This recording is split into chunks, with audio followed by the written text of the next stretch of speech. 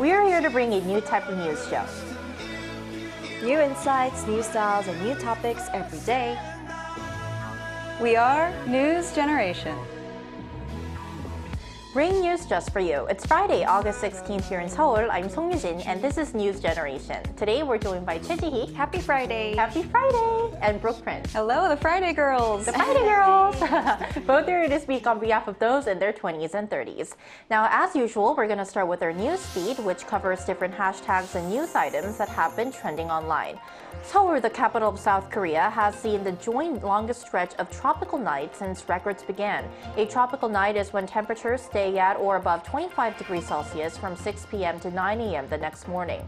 The previous record was 26 consecutive days set in 2018. However, with another tropical night on Thursday, this year's streak has now also reached 26 days. Moving on, new data shows that the majority of counterfeit and pirated products imported to South Korea in the first half of this year came from China. According to the Korea Customs Service, the total value of these seized items reached 93.4 billion Korean won, approximately 69 million US dollars. Nearly 84% of these items were from China. By category, bags made up the largest share, accounting for 70% of the total value, followed by clothing and textiles. Last year, Chinese-made products represented over 95% of the 371 billion won worth of counterfeit and pirated goods intercepted. Finally, from tomorrow, the Korean government is expanding no-smoking zones around daycare centers and kindergartens. Previously, smoking was prohibited within a 10-meter radius of these facilities, but the zone will now extend to 30 meters. Additionally, the 30-meter no-smoking zone will be newly applied around elementary, middle, and high schools. Now, these regulations will take effect after a one-year grace period. Local city, county, and district offices will be responsible for installing signs on building walls, fences, and sidewalks, indicating that the area within 30 meters of daycare centers, kindergartens, and schools is now a smoke-free zone. So the government decided to broaden these no-smoking zones to prevent the harms of secondhand smoking, especially on children and students. So, Brooke, I want to ask you, what are your thoughts on these new rules? Well, personally, whenever anyone asks me if there's anything I don't like about living in Korea, the one thing I always say is the amount of secondhand smoke. For me particularly, I have pretty severe asthma, so whenever I'm walking down the street, I often have to hold my breath. I always have my inhaler with me because I have had asthma attacks due to the amount of smoke that is here in Korea, unfortunately.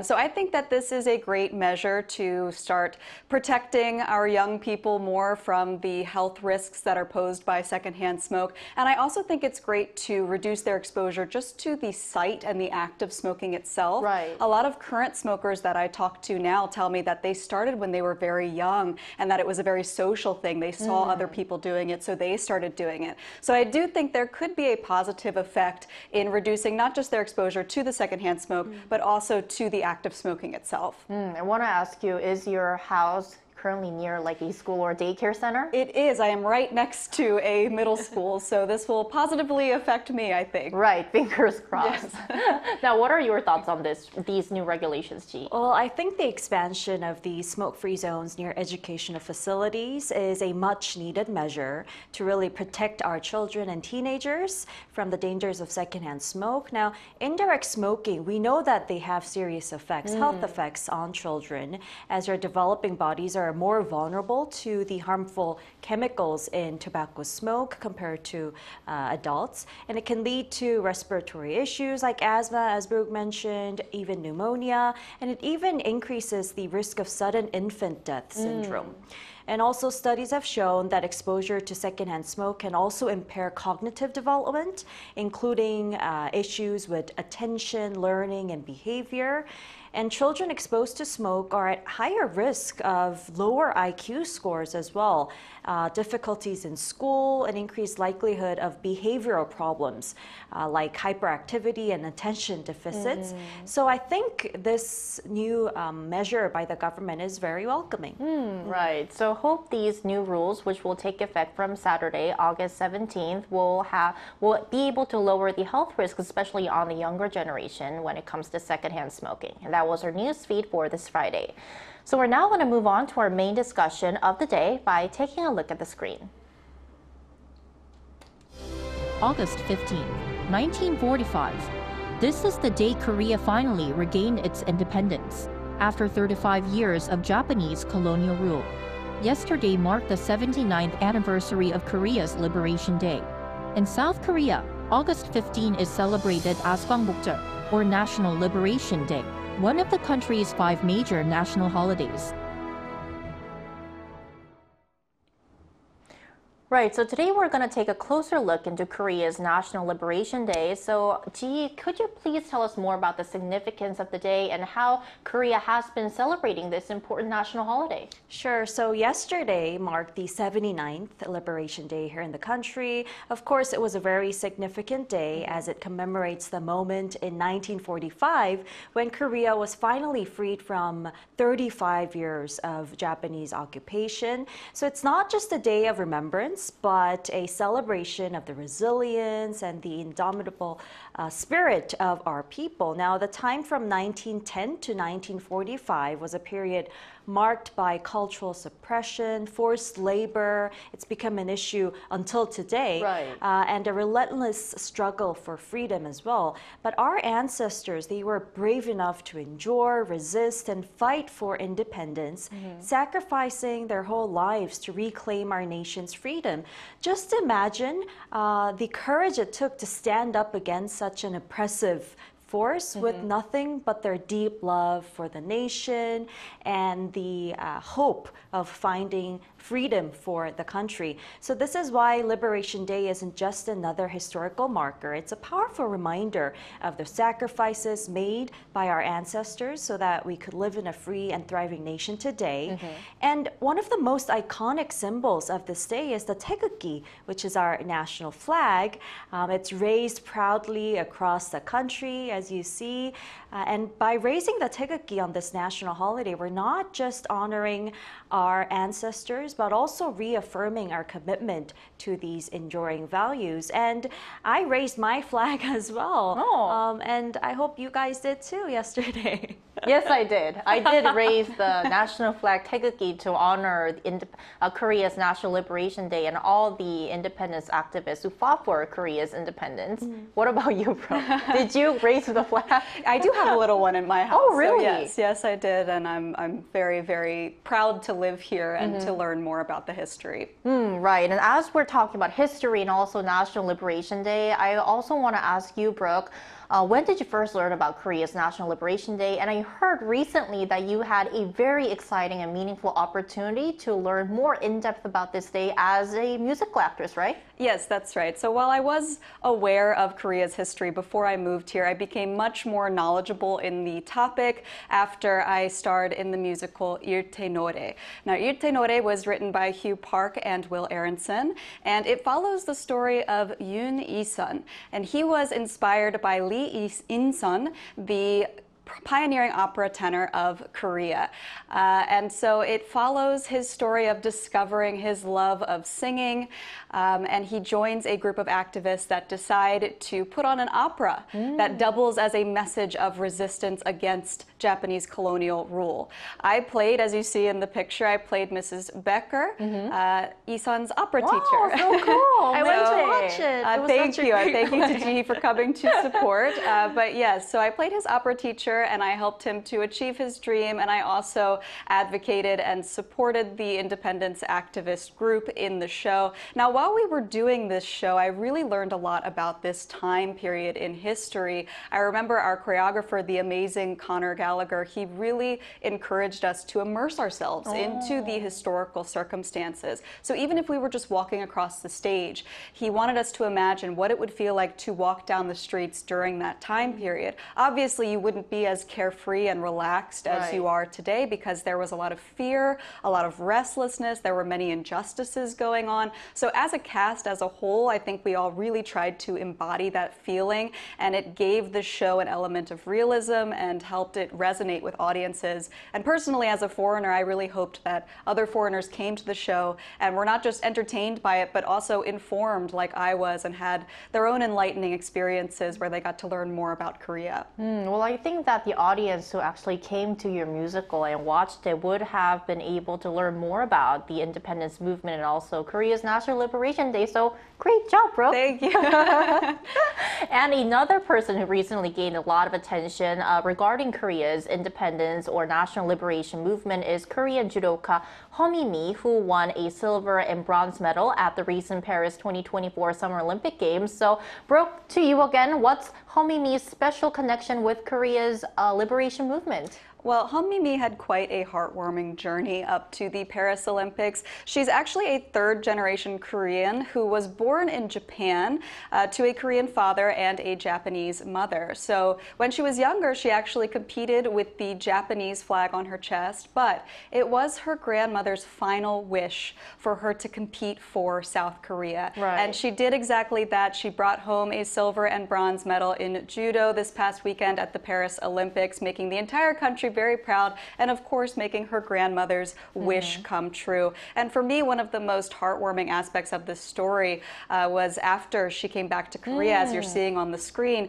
she went and visited the monument of Dr. Ho Seok, right, her relative, her great-great-grandfather, who was also an independence activist. And I read that apparently she was not aware of her lineage up until recently. So I think her story really shows the importance of looking back at history and embracing your heritage, and a lot of Koreans really found her story very touching and moving. Right. So figures like Mi, who are the descendants of Korea's brave independence activists and independence fighters, they're really continuing the legacy of their ancestors because it's been almost 80 years since Korea's independence, and these fighters took part in the independence movement in the early 1900s. So Ji, I want to now ask you, how are the families and the descendants of independence activists perceived or viewed in Korea these days?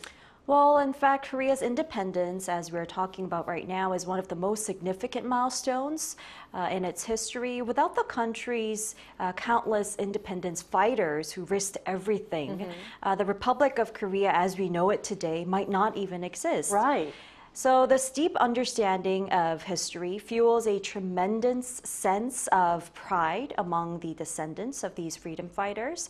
In fact, being a descendant of an independence activist often carries a very strong, positive image in Korean society. So celebrities and politicians with this heritage tend to be especially admired as they are seen as carrying on the legacy of those who fought for the nation's freedom.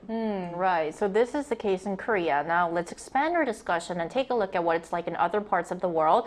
Brooke, you're also from a country where your ancestors fought for independence, right?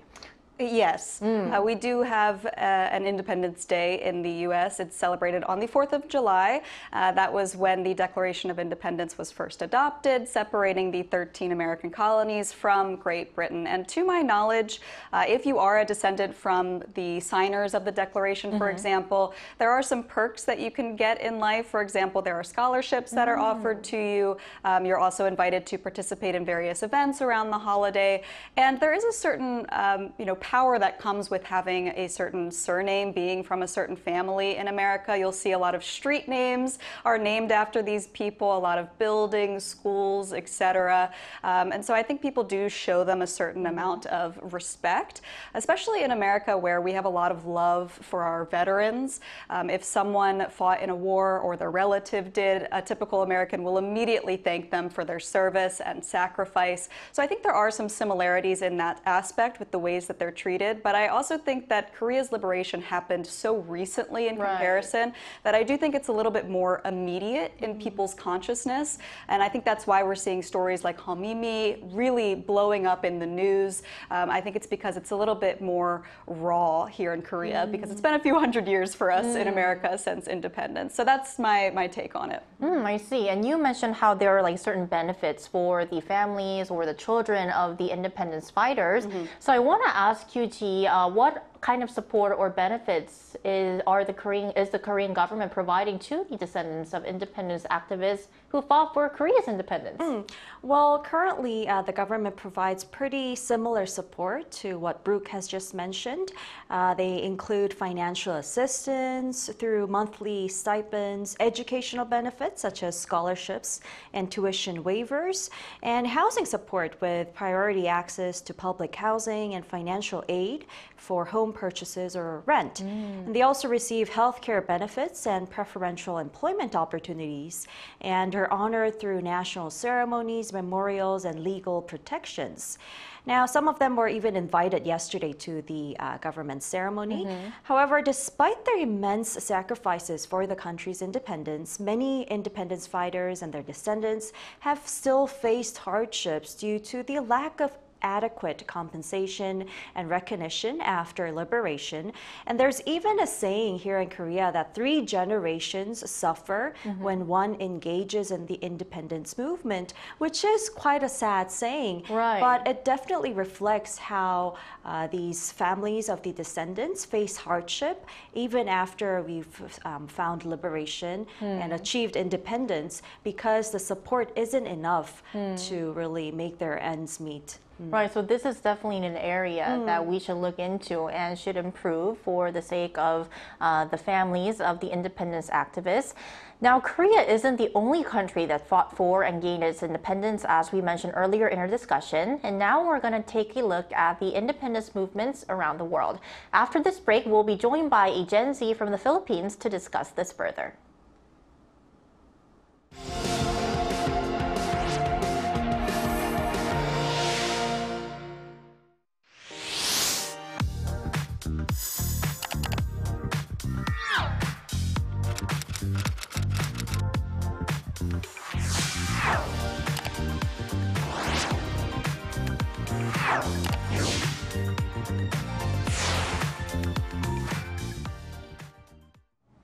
We're back. Today we're joined by Jade Zaina Humawas, a Gen Z from the Philippines. Welcome, Jade, to the show.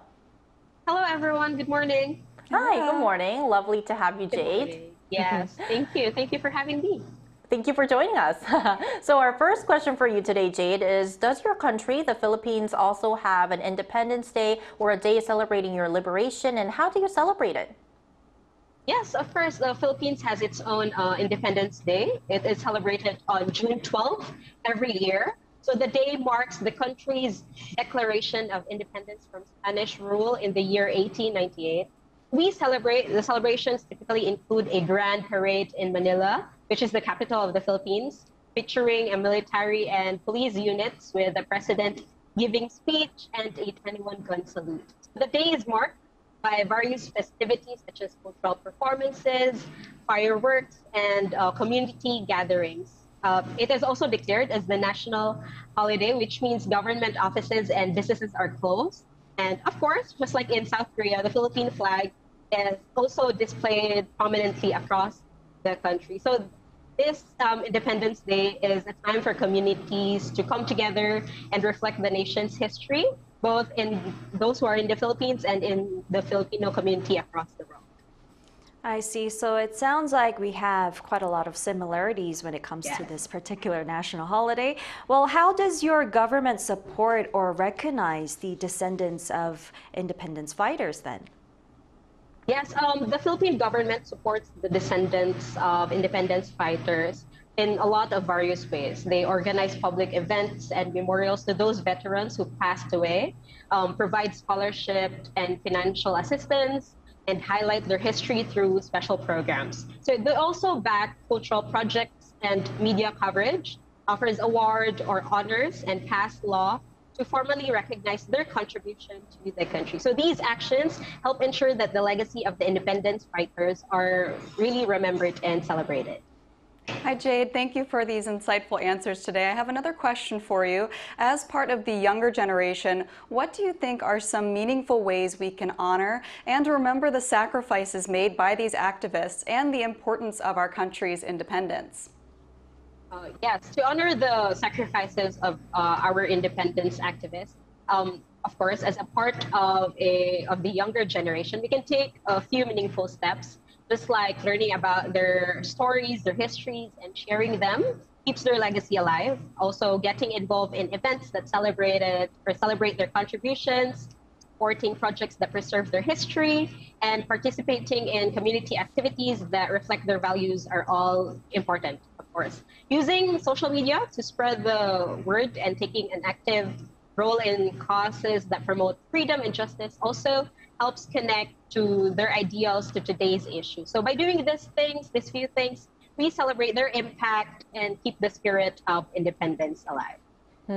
Definitely. All right, Jay, thank you so much for your time today. We really appreciate it. Yes, thank you, everyone. Thank you. Thank you. Thank you.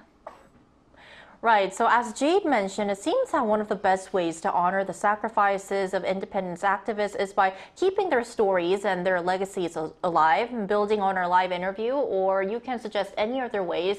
What kind of ways do you suggest for the younger generation, especially us, to remember and honor all the sacrifices made by these activists? Well, beyond all the traditional ceremonies and raising the national flag, which is also very important, we can celebrate Korea's National Liberation Day by engaging in educational activities like documentaries and exhibitions that highlight independence activist stories, and perhaps go watch plays, musicals, just like the one Brooke was in. Right. Yes, to learn more about them in a more entertaining way. And communities can, of course, host lectures, discussions, and reenactments to bring history to life, keep it alive, the legacy, and especially for the younger generation. And also supporting descendants through charity and raising awareness via, as Jade mentioned, social media can also help honor the sacrifices made for the nation's freedom, keeping the spirit of the day alive. Right, I definitely think that keeping the spirit alive is important because our generation, the younger generation, didn't have the opportunity to actually experience this. So I think that exhibitions or musicals or lectures could be some of the ways that we could keep this spirit alive and going. What do you suggest, Brooke? Well, before we go, I want to tell a quick story that I think really illustrates the point of why it's so important to remember our history. As you know, I used to teach at a high school here in Korea about 8 years ago, and one of my students for an assignment, the assignment was a how-to presentation. So you had to teach your fellow students how to do something. And so she came up to me and asked if she could do how to comfort women. And I had never heard that phrase before. So I thought she meant at first literally to give comfort to someone. But then she explained further, and I found out so much more about this very dark period in Korea's history. And through her presentation, I learned, along with the rest of the students, how you can donate to comfort women, how you can contribute to their cause of trying to fight for justice. And I just remember being so proud to see this young person wanting to spread the word of Korea's history to other people. So I think by doing things like that and by doing things like this show, we can keep from forgetting history and keep that, history alive and hopefully inspire activism for the years to come. Right. So hope our discussion in our episode today helped you learn more about Korea's National Liberation Day. Now, that's all from us today, but Newsden will be back next Monday at 9:30 a.m. Korea time. Special thanks today to Taegeukgi. Thank you. And Brooke Prince. Thank you. It was fun. Thank you. And thank you, everyone, for watching, and hope you have a great weekend. We are News Generation.